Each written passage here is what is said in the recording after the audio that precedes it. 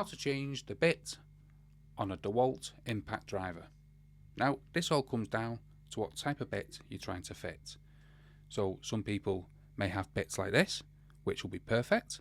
However, some will have a bit like this, which will not work, or without an extra tool. So let's leave that to a side a moment.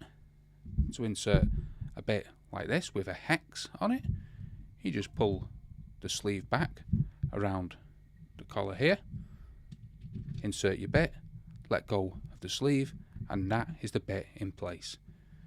To remove it, pull the collar out, remove the bit. But what if you don't have a hex bit like this?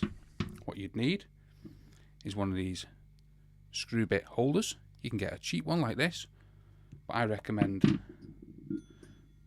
the DeWALT holder. You enter it exactly the same, pull out the sleeve, enter the bit, it's now locked in place.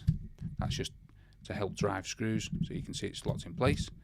Now this is magnetic, so you can get your bits without the hex on, like this one, and you can just enter it in the end like that, and you'll have entered or changed the drill bit in your DeWALT Impact Driver.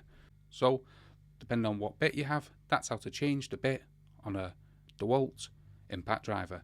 Hopefully this video helps you out. If it does, smash that like, smash the subscribe, and thanks for watching.